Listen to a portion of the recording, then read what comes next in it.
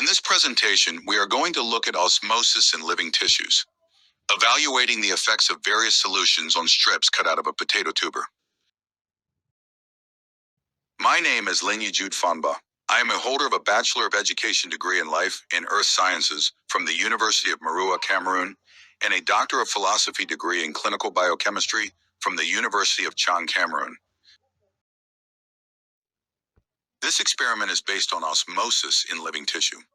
Movement of water across the cell membrane from a solution of high water potential to a solution of low water potential. As hypothesis, we can say, osmosis occurs only in living tissues and not in dead tissues.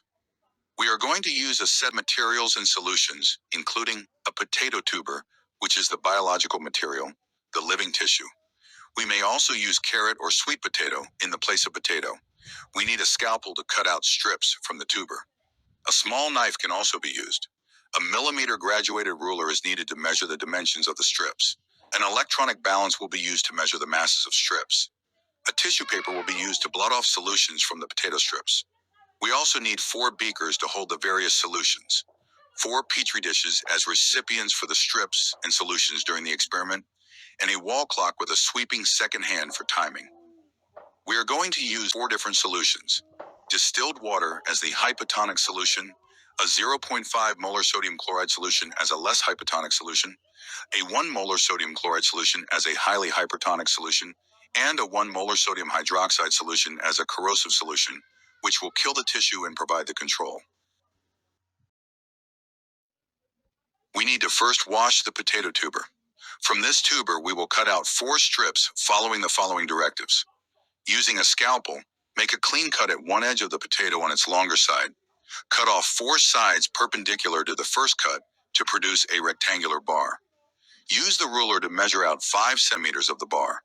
Now, cut out from this bar 4 strips of width 0.5 centimeters.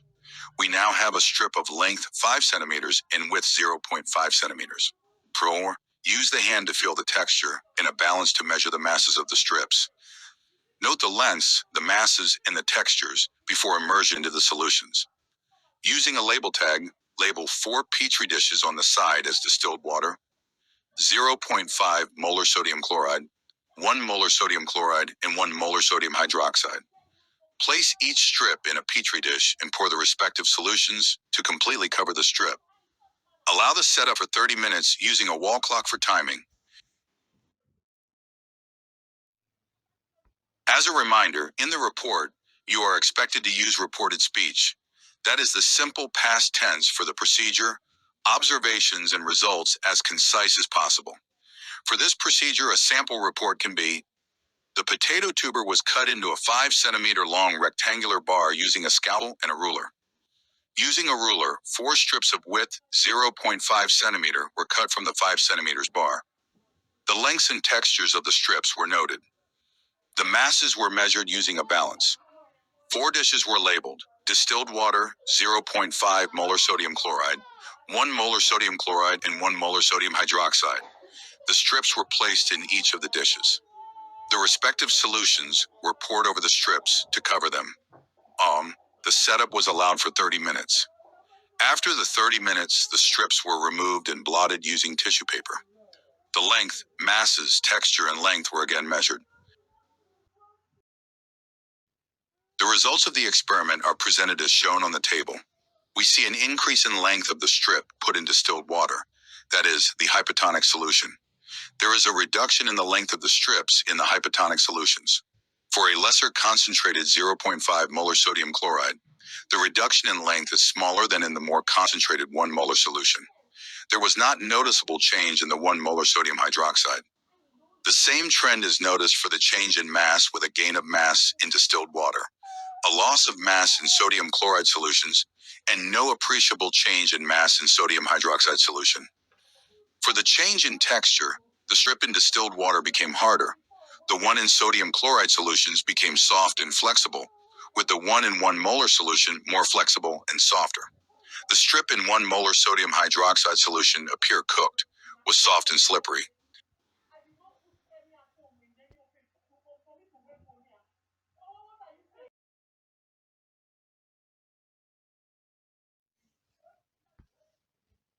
Let us now give meaning to our results.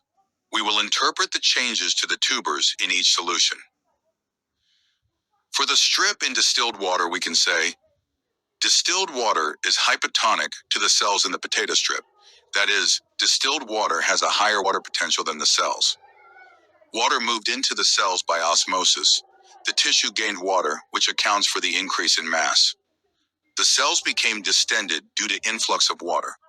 This distension of cells led to the overall increase in length of the strip. With the uptake of water, the cells became turgid and the strip became harder.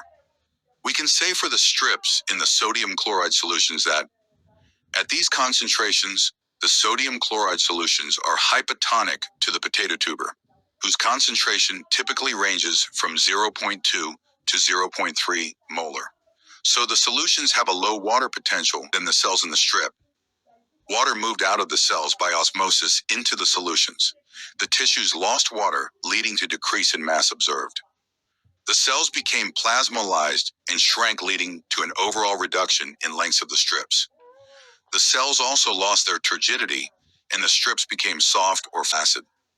Less water moved out of the 0.5 molar sodium chloride solution, which is weaker than the 1 molar sodium chloride solution, leading to the differences in length reduction and softness of the tissues. For the 1 molar sodium hydroxide solution, the solution is corrosive. It thus killed the cells, making the strip to become soft and slippery and have a cooked appearance. The cells lost their selective permeability due to denaturation of the cell membrane and its transporters. No osmosis occurred, and thus there was no appreciable change of mass. This setup served as the control as the cells were killed, and no evidence of osmosis was observed. That is, no change in length or mass of the strip. From these results, we can conclude with affirmation of our hypothesis that osmosis occurs only in living tissues. To arrive at these results, we took some precautions that helped us to have reliable results and also for safety. Often, the dishes were appropriately labeled with names of the solution to avoid confusion of the solutions. Strips were completely covered so that the solutions affected the whole strip. The strips were removed from the solutions using forceps and blotted with tissue paper to avoid burns by the corrosive solution. We may need to plot the graphs of changes in mass and length against the various solutions. Using the data from the results, we will have the following line graph. We use the absolute values of the changes. We may also use a bar chart and we'll have this other graph. Let us also identify the variables in the experiment. The independent variable is the concentration of each of the solutions. They are set at the beginning and do not vary during the experiment. The dependent variables are the changes in length and mass. The constants are the living tissue.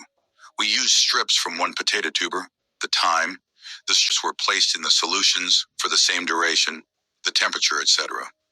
The possible confounder here would have been the use of a dry potato tuber. This would have produced flaccid strips, leading to a poor appreciation of the effects of the sodium chloride solutions. We have come to the end of this presentation. Our next presentation will be on the effects of osmosis on a strip cut out from a cocoyam stem. Thanks for your time. Hope you enjoyed following up the presentation. Please subscribe to this channel, like, and share. By subscribing, you will be getting notifications when new presentations are available.